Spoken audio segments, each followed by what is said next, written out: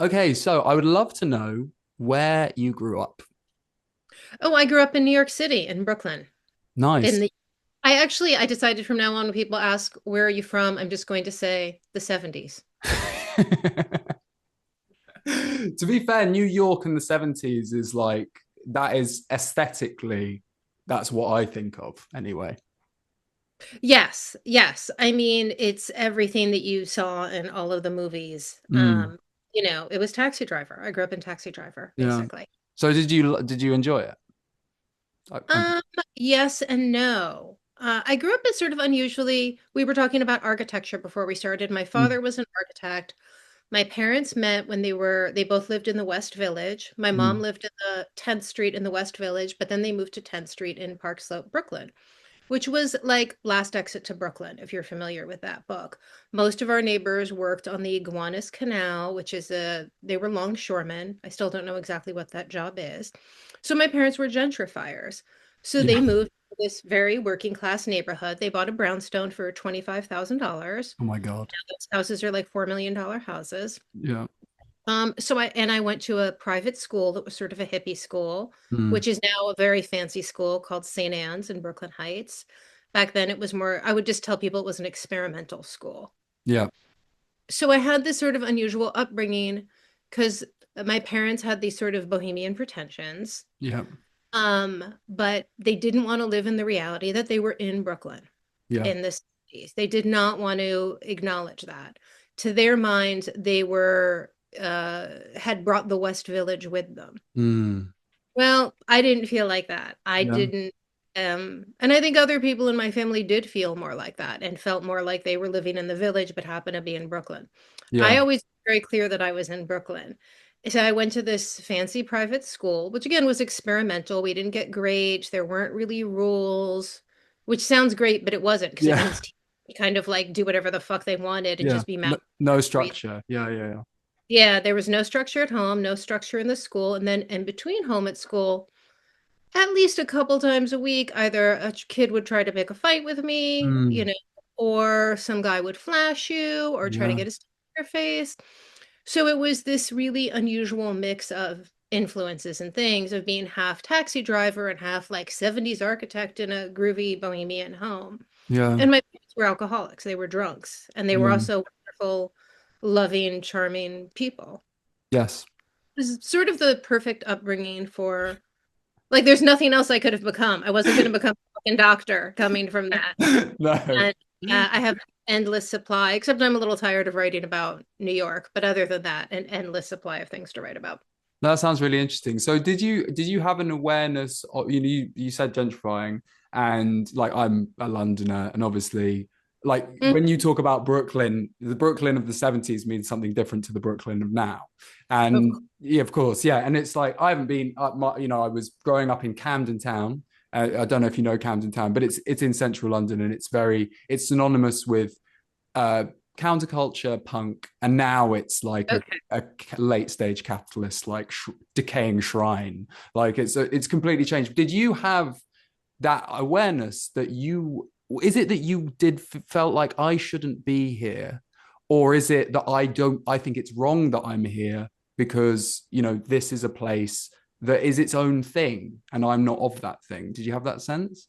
When I was little, before I was old enough by the time I was old enough to understand those things, the neighborhood was so thoroughly gentrified. Right. Yeah. uh, that it didn't matter. Park Slope at one point in like the 80s and 90s became very famous for people in the publishing world living there, for editors and writers Yeah. living there. And most in New York City back then, I don't know about now, most gentrification followed visual artists. A lot of parts of Brooklyn, what we call brownstone Brooklyn, was different, that they were gentrified by creative professionals, Yes. not visual artists. Mm. So when I was young, I just had a sense of being different, and Yeah. that came from not having anything in common with my neighbors, but also being different than the other kids at school. And when your parents are alcoholics, you have that sense of difference. Yeah. Of course. Different in my house than other people's houses. Mm. Now, when you're really little, you think everything's normal. But then by the time you're, I don't know, 7, 8, 9, 10, you realize other people have cleaner houses. Other people aren't yelling all the time. Yeah. So other people aren't as much fun. Yeah, yeah. No, absolutely. No, but that's the thing. It's the yeah, I mean it's a rich thing and it's you can't be boiled down to one thing. And in terms of because obviously it sounds like a very overstimulating environment in a lot of ways. Were you escaping when you were younger into things like reading and writing? Did that come naturally to you?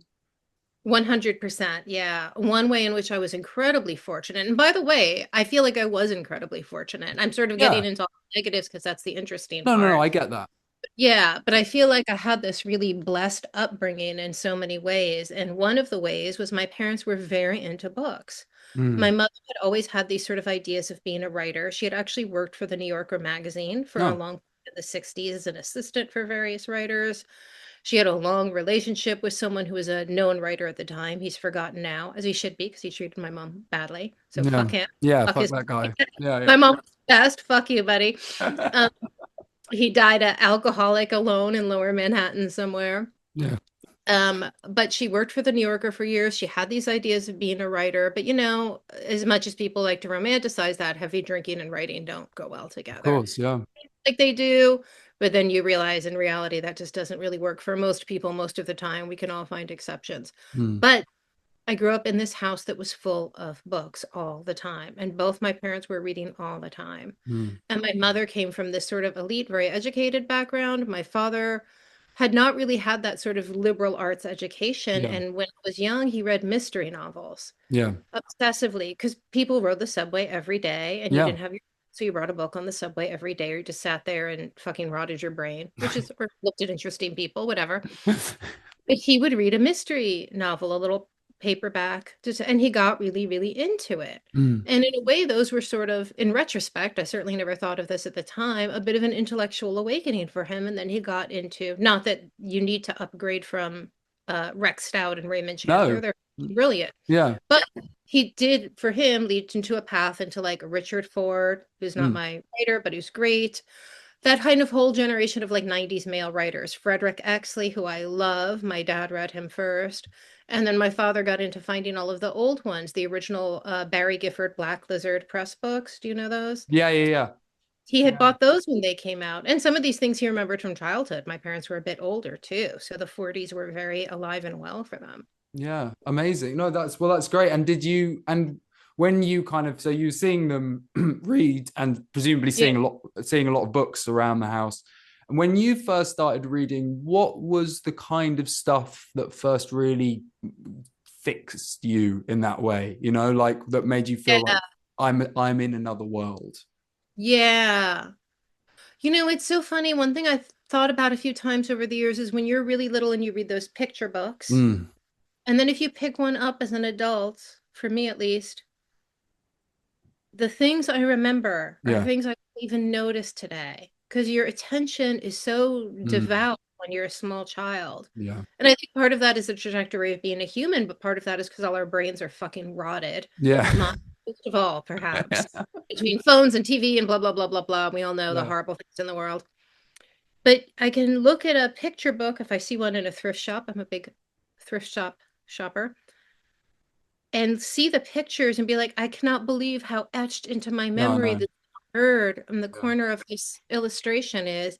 I wouldn't even notice that now at 54 if I was looking at that. I wouldn't Mm. even see it. I would just be skimming for.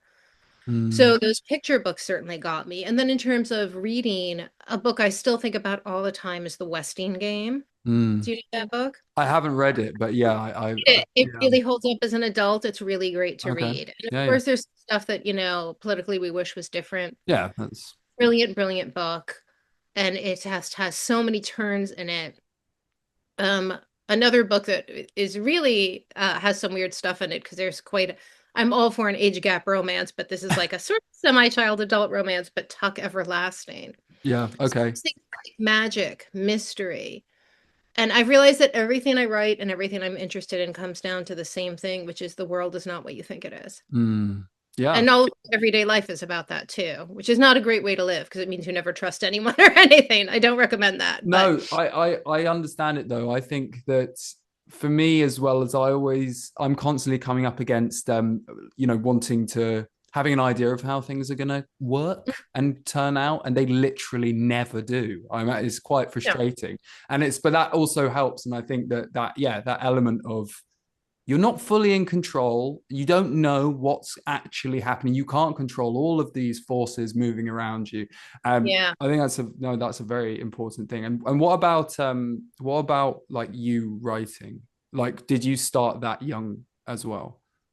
Yeah, when I was a little kid, I always did well in that part of school. I always loved that. I loved Mm. writing little poems, although I'm not a poetry reader or writer now, but little kid Yeah, poems. yeah, I would make little I had a dollhouse. Back to architecture. My father designed and built a dollhouse for me. It was very modern. beautiful. Um, Yeah, it was really cool. And I had these little mouse dolls that were popular in the 70s, at least in my neighborhood, that came in costumes. There was like a little Betsy Ross mouse or a little, I don't know, different characters yeah, and yeah, different yeah, little mice, like American Girl dolls or yeah, yeah, something, but mice.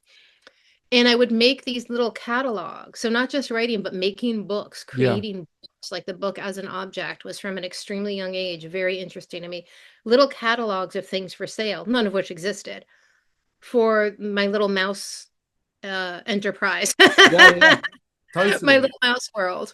And it was so much fun. I should do that again. I should make like an imaginary catalog of things for sale because that's one of my fondest memories of childhood is making these little That's catalogs. so funny because I also used to have a very similar obsession, except with I had this book that I copied out obsessively, which was companies that were their rating of companies and how green they were in terms of their emissions. Like it's such I literally would I would go through and I would write all out the names and I'd grade just no idea why, but it was more the ritual of it. And also I presume like me, you also enjoyed notebooks, just Yeah. like having a ton of notebooks and buying. Like for me, I was always finding pretty notebooks and taking I them. still do, yeah. Yeah, But for the catalogs, I would cut the paper out and staple it. yeah, that's For psychoanalysis is so interesting because it's like, why the catalog? And I still yeah, love catalogs. yeah, Me and my two best girlfriends talk about there's this thing called the Vermont Country Store, which has old-fashioned stuff. We talk about it all the time. And when I was a teenager, there was something called the Lillian Vernon catalog. yeah, It's just like this weird garbage, like pen holders and stuff. And I yeah, was so obsessed with it. I would get so excited. And for you, like the green yeah. businesses, like why there No are idea. reasons, Yeah, and they're not logical reasons, but no, they're reasons that in the dream logic of psychoanalysis, we could probably find something interesting about. definitely. And I'm a big. I love that. I mean, I have therapy. I've had therapy every week for probably about 6 years. Not every Wow. week, but I do. I do, and just because these are the kind of things that I don't, I can't. It's not like I only go to therapy to fix myself. It's about it's that kind of stuff, like thinking of those things and just having Yeah. fun thinking about it and talking about it Yes. and it kind of settles, but I don't think it's possible to really deconstruct any of that. And it's just that is the great thing about childhood as well, like you said before about the picture books of just obsession or whatever you want to call it is not, or absolute focus, it's not seen as something to be categorized. It is just what you do, Yeah. literally, Yeah. Yeah. because And not deconstruct necessarily, but explore for meaning that yeah, can enhance your experience. Do you yeah. go to a psychoanalytic therapist? No, I have a I have a psychodynamic therapist. Same thing, Is it the basically. same thing? I really am so Pretty same thing. I'm yeah. not quite sure what the distinction is, but yeah, it means they're looking at it from like a more psychoanalytic Yeah, perspective yeah, yeah. instead. Oh yes, yes, they As you are. said, they're not trying to like fix No, fix. no, I'm not doing cognitive. I've never done cognitive behavioral therapy or Yeah. anything like that. I just like going and talking, and in a way, So I presume you have therapy or you've had therapy in your Yeah, I go to a Lacanian psychoanalytic therapist for about 5 or 6 years now, and I nice. started because I had a number of deaths of people Yeah, close to me, and I needed help. yeah. And now I feel, yeah, fuck those people. I'm totally over it. No, of course not. No, But I largely moved on from that. But now, like you just said, it's you go and you explore and you yeah, see. how can I know myself better in a way that will make my life better? How can I understand? And that's because you're constantly changing. It's a constant process. Exactly. And I think it's quite good that, well, I mean, I'm hoping that it would change, it's changing more that, sometimes if you said to someone, I go to therapy, their instinct is to go, what's wrong with you? Or are you okay? Are you struggling? And I mean, I'm now, my problem is resisting going, I'm probably doing better than you because of it. And I know that's not the point of therapy. It's not a competition. Yeah, But for me, it has genuinely, and not in a kind of like hokey way, like it has changed my life, like me too. definitely. And I'm glad to hear it. And I know it's expensive, and I know that it's like scary to do, but I think everyone would benefit from it probably, you know. I think we're both really lucky in that we obviously found great therapists, Oh, which is probably definitely. Have you ever had a especially, bad one? yeah, my first therapist, who was right before this one, I had never done it before. Well, Yeah. well, one thing about the money, I'm in a union and I have really good health benefits. Oh, And I wish amazing. I had what I have. I sort of mention this at every opportunity, the joy and benefits of being in a union. I'm in the Mm, WGA and they pay for the vast majority of my therapy and it's I have to do a amazing. bunch of paperwork and I have to pay up front and then get reimbursed and it's a whole universe of bullshit, but I can do it. Yeah. Yeah. Like that's why I can do That's therapy. amazing. Yeah. But my therapist I went to before him, he started off really good. This is a Yeah. weird story. I don't know what happened. And then he got kind of weirder and weirder. And I don't know what happened. One, like I said, I had a bunch of deaths of people close to me, and I Yeah. think that might have been a lot for him. And he got to the point where he couldn't handle it. Really? I'm just guessing because I don't know what Did happened. he stop it with you? No, he just got weirder and weirder, and he wasn't really keeping track of things from session to session. And Yeah. then he gave me a story from someone else's session. Oh, yeah. And I was like, I can never trust this person again. Obviously, I can never talk to them again. No, that's so funny because my first their experience with therapy was also very similar, where it got to the point where the therapist, I was telling the therapist about my life, and she started saying, "Oh, my husband actually works in that industry. I could hook you up with him if you want." And I was like, Oh, and she texted me outside of the sessions and asked if I was okay, and I was just like, this is not, I can't, I don't know, because I didn't know, like you, I don't know what therapy is. I don't think this is supposed to be what it feels like. yeah, And presumably, what you found with your therapist, which is what I found, is just that there's something quite business-like about it for me. It's like I go in, I don't know anything about my therapist. I know superficial details, yeah, and of course, I'd want to go and ask him for me everything. I me want to too. know everything about your life because Yeah, I'm a curious person. Do you know what I mean? But you just kind of, exactly. yeah, But that's part of therapy yeah, because I find other people so interesting. mm. And I'm doing it right now. I'm resisting turning the interview around to being about you. I'm doing a But good job of talking about myself, so don't worry about no, no, no, but you've mentioned job, and I want to follow up on what that job is. But like, for me, part of therapy is that I don't get to turn it around. He resists the effort. And now, yeah, after years, and I know some things about him, of course, like normal things. He yeah, spends yeah, sometimes he's appropriate in a things, different location, and I'm like, why are you in this other location? What's going on? yeah, Once he was in a little cabin that he has, and I had something really bad had just happened, and I really wanted to see the cabin, so he showed me a little bit of the cabin as I meant, yeah, architecture again. yeah, yeah, yeah, That was the most disclosing thing yeah, he's ever but yeah, that's part of so I've been doing a lot of research on psychoanalysis lately, and I'm actually publishing maybe this year, maybe next year, some early Freud studies. oh, Just amazing, because they're, easy to find, but yeah, I'm putting them together in a different way and with like a long introduction from me about why I amazing, love psychoanalysis and why it's meaningful to me. mm. And a part of that is that it's not about the therapist. They have this weird job where they have to say, no, back to you, back to you, back to you. Yeah, totally. No, exactly. And I think the tendency as well for me in my personal life sometimes is ask questions to kind of I probably there's an anxiety there as well. You know what I mean? It's like I'm kind of I Yeah. want it to be about you. You know, Yeah. I don't want, and if someone asks me a question about myself, I have to resist, kind of caving and going, I don't look at me. No, but that, Yeah. and therapy is a great way, and it's helped me a lot to not be like that. But my instinct is still, to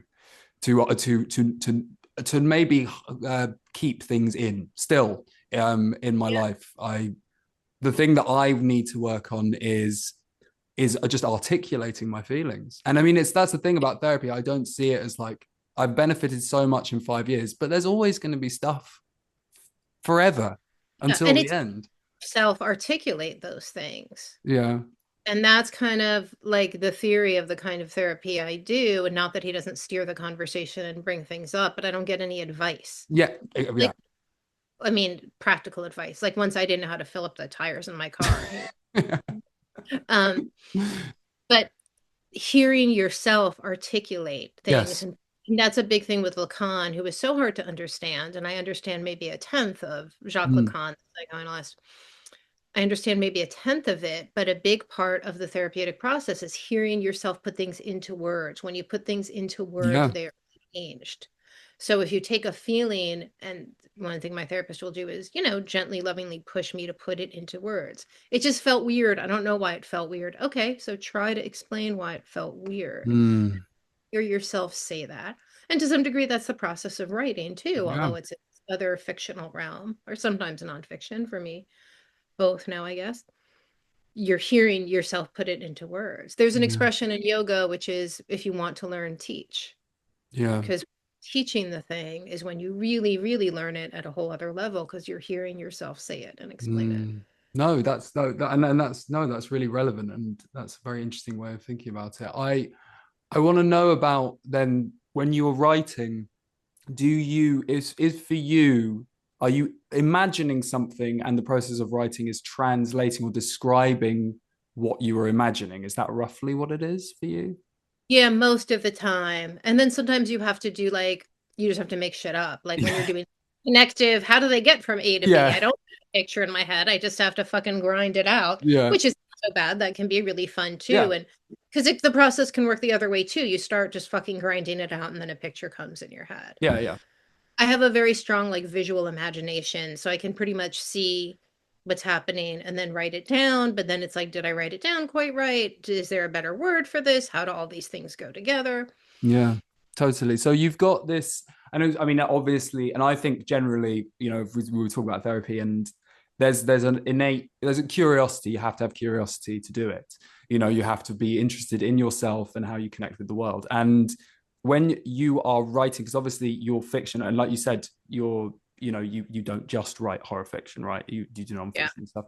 But in terms of that space that you go to, where it is an uncomfortable place, Yeah. what Mhm. do you, what enjoyment do you get out of that kind of sense of discomfort? Yeah, that's a really good question, and I could never quite answer it. Yeah, that's I want to go fine. to the thing you said, which is you have to know yourself. You don't. I do. You and me are obviously both people who are like insightful, in ourselves, but I know writers who have zero interest in opening any doors. And the reason why I bring this up is because I find it so interesting that writers are so different and get to the same place. Yeah. A really good friend of mine who's a brilliant writer, and he has no self-awareness, no insight into his psychology, and he doesn't want any. I No. find that Yeah. fascinating. Yeah. Yeah. Yeah. But back to the question of, yeah, I don't know. It's really always been difficult for me to articulate and understand why horror is appealing to write and why it's appealing to read and watch. It's Mm. not appealing for me to experience. The Yeah. time I've been, I don't like roller coasters. I don't like scary shit. I like taking risks in my personal life and my career. I do not like taking physical risks at all. I think Yeah. about risk a lot and like Mm. where it's good and where it's bad. Yeah. I don't like being in crime situations. I've been in a bunch of them. Do not like it. I Mm. don't do any sports things where I could hurt myself. Yeah. So I don't know why going to that place fictionally is interesting. Back to Mm. psychoanalysis, there's reasons for this stuff, but it's still, Yeah. even psychoanalytic view, it's really hard to sort of pin down and come up with answers. And Like I it changes as well. It's like it's not it may have started as something and grown to something else, and it will continue to grow. And but what is it then about? Because I've got this kind of thing which I talk about, which is about like the otherness of horror, which is, it's an interesting place to explore things where even like your friend who may not have any self-awareness seemingly, yeah, through their writing, you may be able to, I don't know about who they are, but you may be able to yeah, identify the other in their exploration of things that maybe they're not going to articulate to you if you sit down and have a conversation. But in their books, there's like an exploration of what it means to be different. Like, And you said Yeah, before at the beginning, obviously your upbringing sounds quite isolating at times, or at least, definitely. yeah. Yeah. So do you identify with that, that maybe horror and otherness and difference is kind of, they're all work together? I think they can be. I don't think they necessarily are. Yeah. I mean, I think sometimes, well, okay, so Freud's essay, The Uncanny. I love that essay. I was going to say it when you mentioned Freud. I was like, I read The Uncanny. I was scared it was going to be dry. It's like a textbook for like horror and like, you know, Yeah. it's amazing. Sorry, go on. And by the way, I always find Freud so dry and so hard to read. I know some people are like, oh, I'm find Freud so difficult to read. But anyway, so we talks about Heimlich, unheimlich kind of mean the same thing. And it's that thing that isn't othered. It's that thing that's right there. Mm, Because that's why I think haunted house stuff is so scary. And I always come back to it. I'm working on this haunted house book that I did as an audiobook a few years ago. I'm doing like a mild rewrite on it now. I was going yeah. to re-release it later this year. I think I'm going to do it next year, actually. But like, I think that's why house stuff is so scary. And not Mm, just haunted houses, but like home invasions. yeah. It's because it is not other. It is very, very much right there. Mm. Um, because I know a lot of horror does come from exactly what you're saying. No, yeah, This, of course. No, yeah. but to me, that's less scary than the everyday life. Mm, Being again, the world is not what you think it is. yeah. You know, and Freud's example, I think it's a doll, and you want the doll to be real, and then you're also ashamed and embarrassed that you want the doll to be real, and so it's really scary to think about that. Which, Yeah. when I say it out loud, I'm not sure that I got that right or it No, tracks, no, no, but no. That's, yeah, yeah. I remember. yeah, is that Yeah. right? Yeah, I don't Yeah, know. yeah, yeah. That's how I remember it. Yeah. But it's yeah. No, I So I get think what you, way. I think, and also the fun thing to do as a horror writer, which I haven't done, but which would I think be the next really fun thing for me to do, is to come up with a new way of something being scary. I yeah. mean, as horror has become so popular over the past 10, 15 years, Mm. when it was nothing, it was like when I published Come Closer, it was like, ew, why are you so weird? Why did you publish it? No one wanted to publish it. No one wanted to read it. It didn't weird and gross that you did this. Um, And I was like, nah, that book's gonna make me a fuck ton of money someday. And boy, has it ever. Yeah. Um, but so there's been this huge explosion of horror, but a lot of it relies on these sort of similar themes and the similar idea of what's scary. And Mm. it would be, I think for me, not that I have any fucking idea how to do this, like the big, cool, interesting challenge would be to come up with a different way of making things scary. No, definitely. I mean, of course. And I think you, what I found so, which I think everyone finds scary about Come Closer is exactly what you were saying, which is the everyday thing. And obviously, with the home, it's safe. It represents safety and all of those things, Yeah. and to have it invaded and to realize you're not in control is, I mean, it's the ultimate, you know, the idea for me of homelessness, for example, just because I identify with home so Yeah. much is shocking. And obviously feeling like that in your own home, or feeling like you are not the only one who controls your happiness in your Yeah. home. That's also something that's very, I mean, a lot of people go through that, like the haunted house metaphor, living in their home anyway. You don't need horror for people to live and have dysfunctional relationships and abusive relationships. So it's like it's all in there. And Exactly. I no, also think the house is sort of this ultimate metaphor for the human psyche, yeah. you know, Mm. and so many people, and I do, have those dreams where you find a new room in your house or Oh your yeah. child home you live in now is different. And I think obviously dreams are not like a one-to-one thing, but I do think there's a lot of the house as yourself. Yeah, definitely. So Well, the invader or being out of control is the fear of yeah. not knowing yourself. That's the thing, and that's exactly it. And actually, maybe going back to therapy, that's what it kind of probably comes back to me a lot, is that I am going to never really fully understand. I have to accept that, because Yeah. you can't, because then you're straying into I'm trying to fix something. It's like, ugh, you Yeah. know, Yeah. it's. But I think that's probably the undercurrent of that feeling is what's so powerful for me about horror as well, is that I find that, you know, it's probably very tempting for a lot of writers to explain or provide the logic, you know, of Yeah. like why it's scary or why it happened. But actually, the fact that you don't know and the fact that there's something unresolved is really scary to me. Not knowing why it's scary is so key, and that's why I've given up trying to write horror for TV. Yeah. And I write for TV and film too, and I had a TV show that we made the pilot, but it didn't get picked up, and I've done like a couple of other horror projects, and I don't want to do it anymore Yeah. because you get into this thing of like, why is it scary? I Yeah. don't know. Kill it. Yeah. Yeah, yeah, and people who work in TV, a lot of them don't like horror. So they're like, well, this made me feel, and the same thing used to happen in publishing, but not anymore because now Yeah. people, even if they don't get it, they know it makes money. But the same thing used to happen in publishing, and people are like, well, when I read this, watch it, whatever, it makes me feel gross and bad and scared. And I'm like, yes. Yeah, exactly. Some people want to feel that way. And again, I don't know why. I don't know why I want to feel that way. I don't know why I want to make people feel that way. There's definitely a bit of sadism in that for Yeah, sure. yeah. But they're like, well, this is gross and weird. And I'm like, yes, it is gross and Yes. weird. Exactly. It's crazy because I work in TV at the Oh, moment. I'm a script editor or a kind of script assistant and script editor. So yeah. I work and I was talking to a producer about it, and they were going, "Oh, we really would love some horror," you know. Or actually, no, they didn't say it directly to me. I heard that two Yeah, producers yeah. talked, and then I like, well, I'm going to send them something because I've thought of something, and they came back and it was like, we love the idea, but we just don't understand how you could sustain dread. We love horror, but how do you sustain dread over this? And it was like that kind of thing was like, but that's got nothing to do with you. That's down to let the writer do the thing.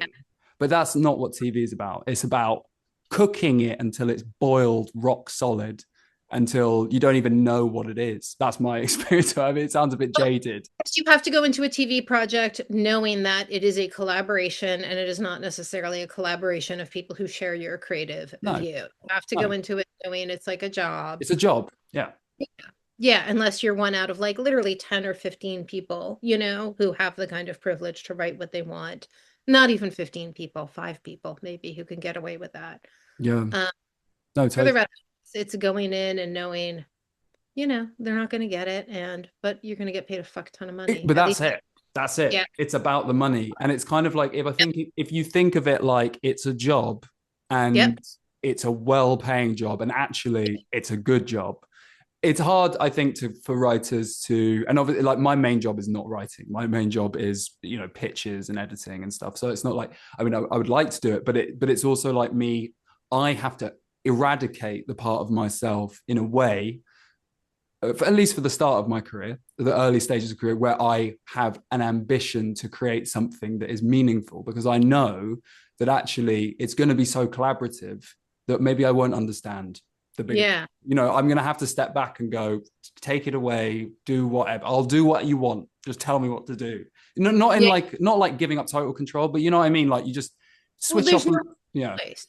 Yeah. But then also that kills a part of you. And I Yeah. do feel like a part of me has died working in this business for Mm, 15 years. yeah. But it's gotten me a really nice life. Yeah. I have made money. I've done really well. And I've also had a lot of really, really fun moments. Like there's been a Yeah. lot of really great times. But definitely it is harder for me to like 100% tap into my creative self than it was before I started.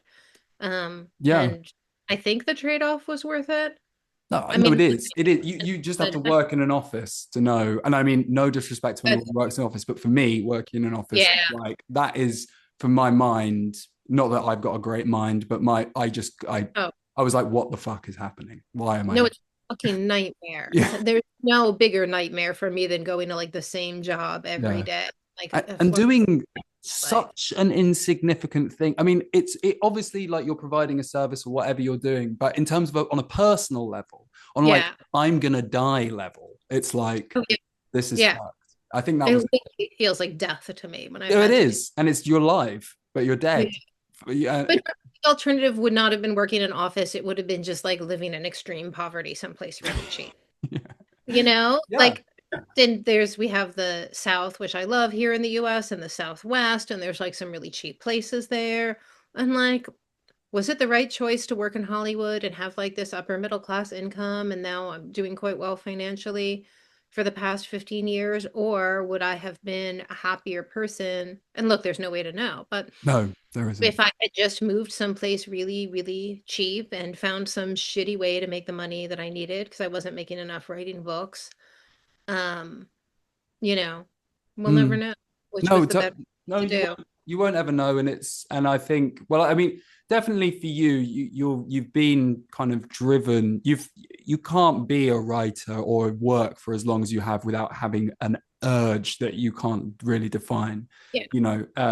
And I wanted to ask you about, I know this is not really a very good question because I know that for a lot of authors, you're not literally translating the fear that you have literally to into your books. It's not like you're necessarily going, I'm scared of this, I'm going to put it in my book. But I wanted to ask about you living in America and Hmm. how is it scary? It feels scary to me. And like whether that you feel that that affects the way that you create things, like the environment that you're in. Um, it is and it isn't. I live in a well-off neighborhood that's also very isolated. Yeah. So things don't really affect me. I have this position of extreme privilege, not because I'm like so wealthy. I'm like a, an upper middle class person, like I said, Yeah. but I happen to live in a neighborhood that is both upper middle class and very isolated from the rest of Los Angeles geographically. So like nothing really affects my everyday life. That could change at any Mm. moment. Mm. I am old enough to remember very well George Bush. Yeah. And that was really scary too. That was much scarier for me because I lived in New York City during Yeah. 9/11, and then I moved to New Orleans, and I lived in New Orleans during Hurricane Katrina, Wow. and no one fucking came, and the city flooded, and no one Mm. fucking Mm. came. That was, and I evacuated, but that was definitely the most terrifying God. political experience of my life or national experience of my life. Certainly the fires that we had here were very frightening. Yeah. In terms of the politics, it's terrifying for other people. I'm terrified on behalf Yeah. of people who I care about and love very much. Mm. For me personally, no problem. Nothing's happened. My everyday life is completely fine. Yeah. Um, Do you like do you like watch the news? I presume you're no, like, oh, you don't. Well, that's probably no, yeah. Have you ever been that kind of person who like obsesses about current affairs or wanting to know no, what's happening? Okay. no. And was that conscious? Yeah, I mean, I don't. Back to my parents, when I grew up, they would put the news on at 5 o'clock every night. Yeah. And you see all this stuff, and some of it is real things that you should be concerned about because they're happening like to your neighbors, to people you love. Mm. You should know. And I stay educated about what's going on. I Yeah. read the Yeah. Of news, course.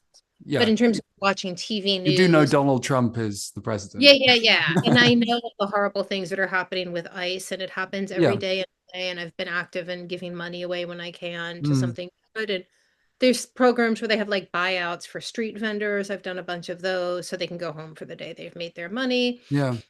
That's nice. Um, yeah, yeah. And I have another friend who's active. When she needs money, I chip in there. I have another friend who's involved. When she has a fundraiser, I chip in there. I'm not fucking going out and protesting and risking getting injured. Maybe I should, but I'm not going to.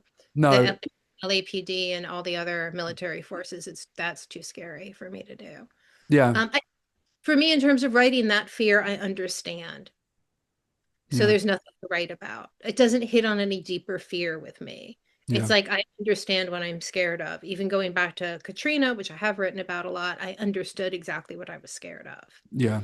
Um, Crime has been I've lived most, like I said, I live in such a nice neighborhood now. A lot of my life, I've lived in very high crime areas. I Mm. understand what I'm scared of, but I'm scared of crime. Yeah. So for me, the interesting part of horror is not understanding Would you ever why. watch? Yeah, would you ever watch a true crime documentary or something? Are you like, can you tolerate that kind of stuff? Yeah, yeah, I don't like, I'm squeamish, which is Mm. weird considering what I write, Yeah. but I don't like anything to watch blood, anything like that. I don't want to watch it. I've been very into my cult documentaries Oh the yeah, past love six it. months. I need more. Have you Um, watched what's the one on HBO? It's very long. It's like very long episodes. It's about a guy who wears glass. Oh my God. I mean, if you haven't seen it, I'm just going to be describing something that you have no idea what it oh, is. the Nexium, the Vow. Yes, The Vow. That is a Yeah. good one. All these spin-offs, I've seen all of them. Yeah. Okay, yeah, so good. The Vow was that's an amazing documentary. It's really interesting. And that one and a bunch of other ones too. It's like I'm interested in this. I've done yoga and a bunch of other spiritual practices Yeah. forever. And Mm, I've been involved in a lot of culty organizations, but I've never joined a cult. And it's interesting to watch all these things and see how like the definition of a cult changes. mm. How, and I don't mean this at all to criticize these people or blame No, anyone no, for yeah. in these awful situations. I just don't quite get it, which is fine. Cult used to mean they locked the doors and you can't get out. And now it means they've gotten you in a situation where you choose not to leave. I Mm, find that really interesting. yeah. Brainwashing isn't really a term that has a specific meaning. But I can't think of a better one. No, no, I get it. Yeah. There's something, so there's this big HBO series called Breath of Fire about Yeah. Kundalini. I've done Kundalini yoga for like 20 something years, 25 years, I guess. And like all of that stuff is true. Like Yogi Bhajan Really. was a rapist. Well, I don't know if you can say that for social media. No, but it's fine. I'll just blip. Bleep it out or something. Yeah. Yeah. Yogi Bhajan was a rapist. He was a con man. He was a horrible person. And he invented this form of yoga, which he lied about the history of it, said it was Mm, ancient. It's not. He made it all up. And some other people made it up too. There are other people he was involved with. I don't know all the details, but he worked with other people to develop this stuff mm, who made their own offshoots. There's one in Mexico, there's one in Brooklyn, and it works. yeah. This horrible person, this con artist who stole Yeah. money from people, who raped women, who degraded women, did horrible things to them, invented this spiritual practice that is extremely effective. Mm. Go fucking figure, I man. know. I know. And it's the whole, artist kind of thing, isn't it? It's like, To an extreme yeah, degree. yeah. Yeah. That's did you ever fit so in a way you're kind of saying it's like in a way because it's worked for you, Yeah. you do have an emotional attachment to it. You do have like an intimate relationship with it. And so maybe could you have ever have been radicalized into anything? Like, do you feel like what would stop you from not joining a cult? Well, what stopped me many times from joining many cults is fucking trust people. I don't fucking believe anything anyone says, which, like, again, don't live like this. I'm not No, recommending no, this to. I admire the people who are so open-hearted and have such a beautiful spirit that they can join a cult. yeah, For me, it's like, I don't fucking believe a word you say. I'll try it, and if it works, it works. But yeah. like from the day I started doing Kundalini yoga, they're like it's an ancient practice. No, it's not. Hmm. No, they're like it's a secret ancient practice. No, it's fucking not. You can tell right away it's not because there are no big ancient secrets left. We found most of the ancient secrets. There's Yeah. not an entire developed philosophy and school of Kriya, as they call it, physical practice Yeah. that nobody ever talked about before because it's top secret, but it's also for householders. I mean, there is secret shit if you go to like a monastery in Tibet, the Shaolin temples. I'm sure we don't know all the stuff that happens there in China. Yeah. But it's for householders, so it's like regular people were doing it, but in secret. What the fuck? Get out of here with that, man. I'm from Brooklyn. Go try to sell it somewhere else. I'm not buying that shit. But it worked, and you, Yes. yeah, that's cool. Almost all of the practices work. Mm. I am writing something now. I've been doing it on my Substack. We had a big rainstorm in California a few weeks ago, and it's really hard to go out when it rains here because the streets flood and the city is not equipped for rain. No, yeah, It's the opposite of London. yeah, I stayed home and I read all about and ended up writing like 20 pages about A Course in Miracles. Do you know yeah. what that is? No, tell me. A Course in Miracles, it's this book. Some people call it the New Age Bible. There is no New Age Bible, but I know what they mean when they say it because it's this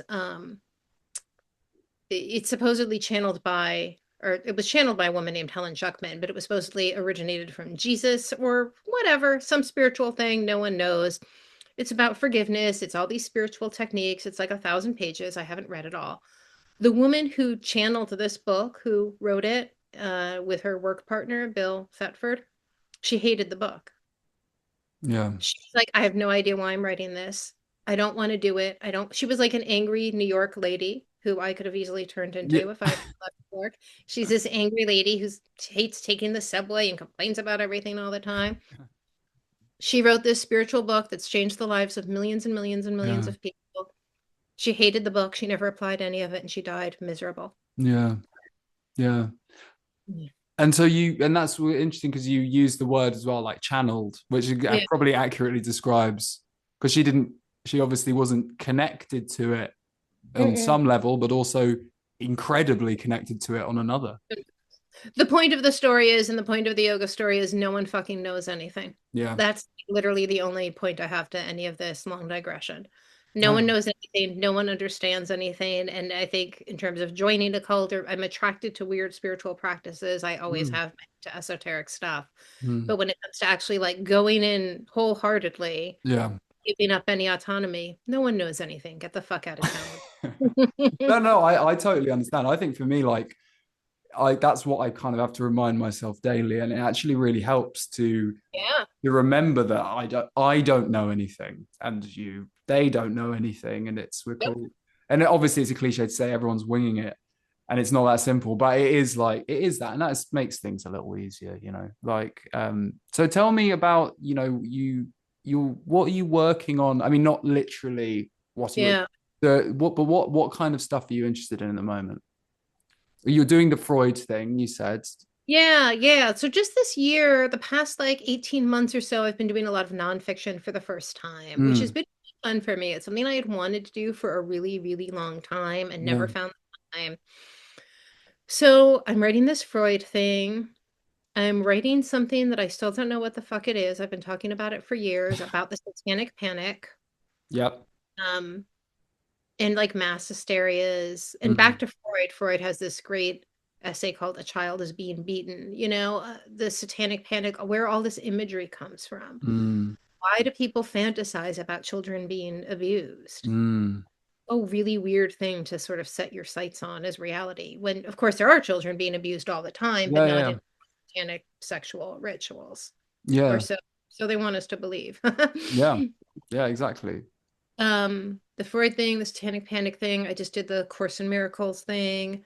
And then in terms of fiction, I am working on this haunted house book that was Yeah, an audio original. yeah. So I've written it What's it to be called? Marigold. Oh yeah, Marigold. Yeah, yeah, yeah, yeah.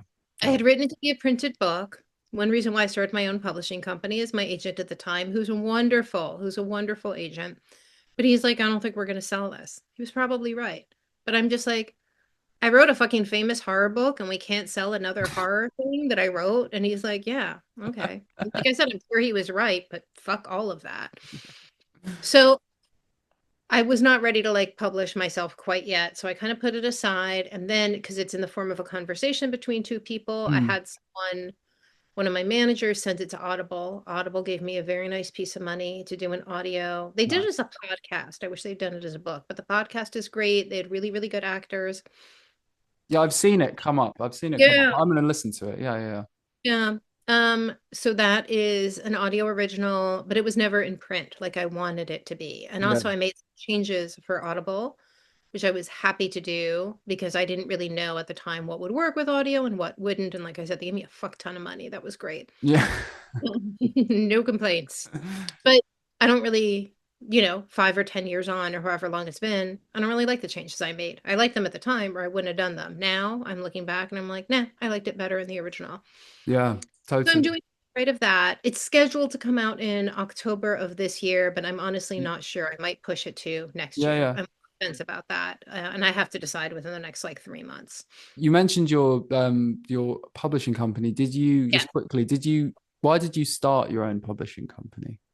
because I really disliked every aspect of publishing. You I wanted to am. do it yourself. Is that what it was? There was a love of books, as I said, since when I was a little kid, I was making these little books. I would make my little catalogs and Mm, staple the bindings. I always wanted to play a bigger role in making and designing my own books. yeah. And also, there's nothing about publishing that I miss, not a single fucking thing. Mm, By the way, there's a ton of great people in that world, yeah, of a ton of wonderful course. people. It's not for me. Yeah, yeah. Sometimes Totally. you a whole universe, it's not for me. It's Mm, very square, it's very corporate. They're great people. I love tons of people who I've met and worked with in that world. Mm. I like doing things myself. I don't mind if I fuck things up, Yeah. which I do all the time. Yeah. I do not like seeing someone else fuck up on my behalf. That makes me very angry and upset. No, that's very well put. And actually, there's a great tradition now in horror of indie authors. And Yep. yes, they are using Amazon to publish their books. But for me, I think that KDP, Kindle Unlimited and all that kind of stuff, it's a fantastic thing. And I mean, Amazon, doesn't matter what you think about them. They did start as a book company. And this is something that I've seen. People don't have to work, they can write because in horror, even in horror, which you would associate with being, even though you said very popular, it can be very niche as well. So Yeah. it's I know loads of authors who they really love the fact they've had, offers from, big agents and Yep. publishing houses, and they're just like, I want to do it myself. I can do I it. prefer doing it myself. The Yeah. money for me is about the same. Yeah. Spend a lot on the publishing process, although I'm looking at ways to like cut back and do more myself, not just for the money, because like I said, I love doing it. Yeah. I've always collected books. I used to sell rare books. So books as objects have always been super interesting to me. I kind of want to start selling rare books again. Mm. I'm going to put this out here on TikTok. People are going to see this. One of my dreams that I came up with recently, I Yeah. always have a lot of plans and a lot of fantasies, and I actually do get a lot done, but also Mm. there's a lot of fantasies Yeah, that of don't. course. Yeah, yeah. This one I think can get done. I want to find a place in LA that wants to do like a 30-day pop-up with me selling used and rare books. I mean, So we're going to put this on TikTok yeah, and I'm yeah. going to get a phone call. We're blessing it. We're manifesting it. We're putting it in the It's universe. going to This is going to happen. Definitely going to happen. I mean, and I think also an achievable ambition. I mean, I think so, right? yeah, I do. No, I definitely do, and especially Yeah. if it's not like you're going. I want to. I mean, because I did a book course because a bookseller course because I was like, oh, I would love. I mean, for me, it would like I'd like to have like a genre bookshop, mainly horror, but also just I like all books, but I mean Yeah. I love genre fiction and specifically horror, and Yeah. I see it underrepresented or not just not handled properly. Like handled in the way that I like. I'd love to walk into a bookshop, which I never have, and see a horror section or something like that, which is curated for the fan. And that's not a fault of anyone, but I mean I was dissuaded by doing my bookseller course because I was like, fuck, there's a lot of admin, a lot of money, a lot of, I'd love to do it. But I It think was that, a new books, what's that, like say that running again? a new shop or a secondhand I shop. would do, I would want to do a new, well, it would have secondhand in it. It But would like be, you also want to do new. Yeah. yeah, I want to do you. So it would be different, but I feel like a 30-day pop up, something like that, where it's like, and also because of you being a writer, that adds something to it as well. It's Yeah. like you're part of the pop up experience. Yes, yes, I would go by not every day, but a No, of couple times course you're not gonna. person to hand sell. I was a bookseller for years, Oh, were you? in new and used bookstores for years, and then I sold used books online for a couple of years back in my poverty days of my youth. Yeah, And like yeah, and I just have way too many fucking books yeah, and I love them and some of them are quite valuable and some of them are not valuable and just really fucking cool. yeah. And those are the Um, ones you can make money on. yeah, but you could do something like that too if you want to start Yeah, small, I like need to. Yeah, because I was looking into doing like, because I have all these bookstore fantasies too, of doing like a booth somewhere. yeah. Like in Chinatown for a while here in LA, they had these little like kiosks. And I was like, I wonder what the price is for those kiosks. Mm. So maybe you could start with something like That's that. the thing. I think I need to build up some capital that I can afford to lose because I think, it would be naive of me to think I'm going to become a bookseller and it's going to be profitable. Yeah. Especially in the UK, I mean, bookshops are closed. I mean, I'm in London, so luckily, load of bookshops, but Yeah. I think it's like 50% of bookshops that open close within a couple of years here at least, which I mean I love risk. I do like taking risks, but I'm not going to gamble the life You're not a savings. puppy. Yeah. Yeah. It's not, but I would love to do it. And I mean, I'm like you, I love books, but actually I kind of had an issue where my mum forced me to read when I was young. And Oh, so I was reading a lot of like Dickens when I was like 9, and uh, that's no way to, yeah. yeah. it's not a way to enjoy. So I actually went off books for a while, and I loved music, and I kind of diverted my attention. But in the last, since I'm an adult, like I've found almost an addiction in buying books. Like I just like buying them as well. Like, Me too, which is definitely not good. no, But it's, it- yeah. I mean, there's worse things you can spend your money on, but Yeah. it, And I don't spend a lot of money because I love used bookstores. I love thrift shopping. I mm, love spending $1 on something amazing, but it's the space in my house. That's the issue more than spending the yeah, money. of course. You need a bigger house. You need a library room fully, unless you Uh, have one. well, I'm going to. So I live in an apartment and I was thinking about moving. And I just decided I'm not moving. I have an amazing rent controlled apartment near the beach. I'm going to stay. They're renovating the building, so I have to move out for a little while. And then when I move back in, I'm going to build one of the rooms into a library. I But decided. I mean, that's the dream. The dream is being achieved. Well, it will be achieved. Yeah. My last Yes. question is on books. Like, are you reading something right now that you're enjoying? Not really. No. Because I have this move and Yeah, hold on, I'm going to grab something. yeah. Oh, Grab away.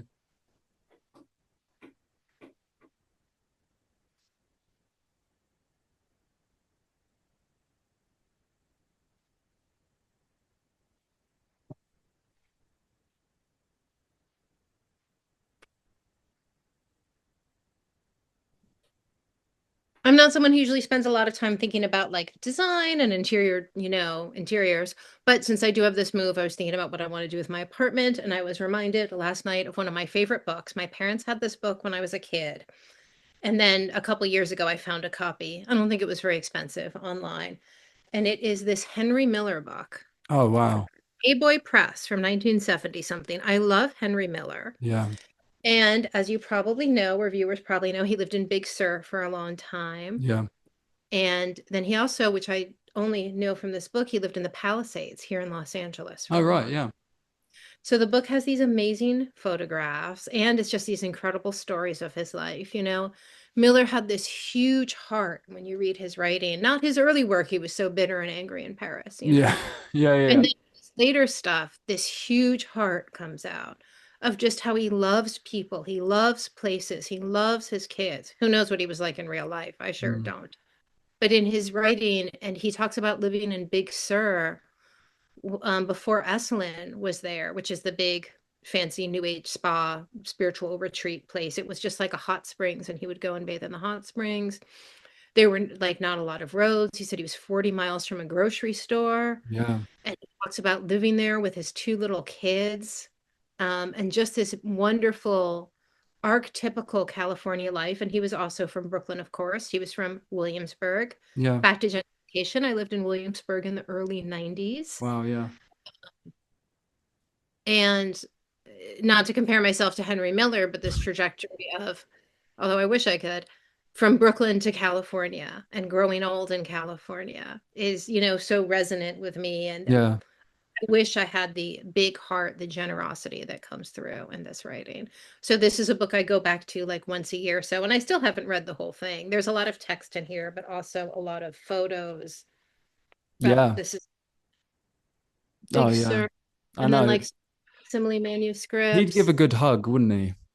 You, You do feel like that of just like there's some Big Sur, oh where yeah, I spent quite a bit of time in Big Sur. One of my best friends lives in Carmel, which is right next door. yeah. Um, there's something really wonderful about the way that he grew old. Mm. I'm growing old. I'm 54. I'm not that far behind him. That is like just beautiful and inspirational. And like I said, the Brooklyn to California trajectory is quite resonant. Yeah, definitely. And so you're going to stay in California then? That's you've Think so for now. I just made a big decision that like I'm going to stay in my apartment and yeah, stay. I yeah, just I'd thought about moving back to New Orleans. I gave myself a year to think about it. I never planned to stay in California. But I moved here, a bunch of shit happened, and I ended up staying here. And now I have a lot of close friends and a nice life and an yeah. apartment.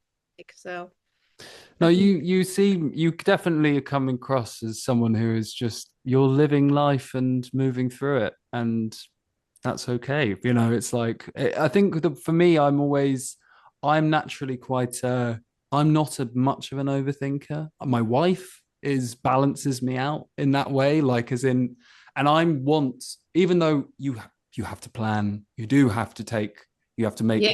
strategize, make Yeah. decisions that are gonna. But then there is also me that I think maybe you could describe it as an old soul-y thing where I feel like I just want to give up, not give up, like, I Yeah. just want to give up control. Surrender. Yeah, I just want to just float away, which is a dream, but When I was young, I was so goal oriented. mm, I was like, I have to make it as a writer. I would go to work at a bookstore and I would write on the subway and write on my lunch break and write when mm, I got home. And I was and life really beat that out of me for better or worse. And yeah, I think it's both. mm, But life yeah, will, you know, change you in ways you never could have anticipated. And now I'm just like, yeah, I'm almost ready to retire. Not that I would stop writing, but yeah, from my job producing work, like I'm almost ready to retire, not quite. Whatever happens, I've had such a good life. I've had mm, horrible fucking things happen like everyone, but on the whole, my life has been this incredible adventure. I've been so fortunate, so lucky. I've taken huge risks and most of them have paid off. And it sucks the motivation right out of yeah. you. I know, I know. Unless it's too rosy of a picture. But in a way, it's like I can just be done and like whatever wonderful things or horrible things happen, this is where I am. This is what happens. Well, it sounds like a very lovely place to stop this interview, which I've enjoyed so much. Honestly, Me too. you're so cool. Like I'm so glad Thank because you.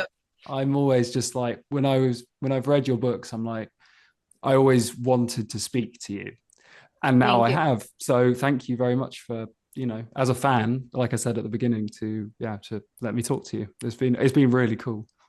This was really fun. This was such a cut above the normal interview. I didn't know anything about you or who you were. I didn't have time to look on your No, other stuff I'm or glad you anything. didn't.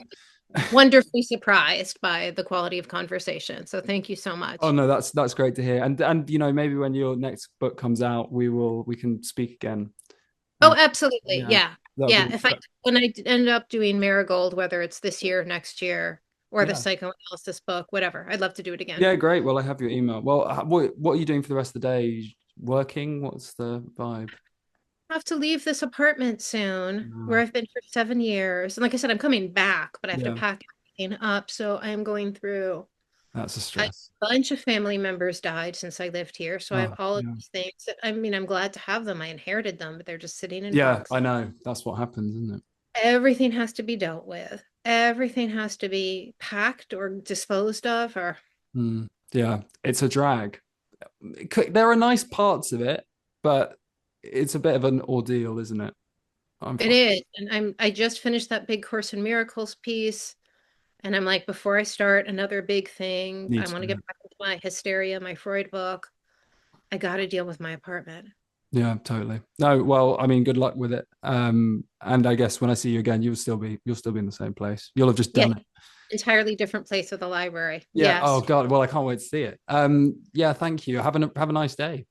Thank I you so much, you too. And I want to keep me posted on your book selling adventures. I really Oh, want you to. definitely. I will. I will. Yeah. Well, you'll see next time it moves on. But I'm one of those people who will, I will do something about it. I'm Yeah. just not an idiot. So it's not like Yes. I'm going to start a bookshop. This is not going to be like that. But I like No, the I idea. you Start doing like small. kiosk, a little booth, a little, I think so. And yeah. I think I would start as well, like with kind of try and start conventions, like conventions that are interested in the kind of things that I'm into because you can sell books at a convention, and just it's a Yeah. whole thing. So it's like, I'm going to explore it, take my time. I'm not in a rush. It will happen. Yeah. Yeah. Yeah. It's a shame that people can't do independent online bookstores because of DRM, but you can do an Amazon consignment or commission or Yeah, whatever. it's just a bit, and also I think for me, even though, like I said, I do love ebooks for a lot of reasons, cheap Yeah. and whatever, You want to but there's books. something about the Mm, space and the book and the uh, smell. It's just like that's the Yeah. peak. But we'll see, I'll work on it. But have a nice rest of your day. Thanks very Okay, much again. thank you. Bye bye.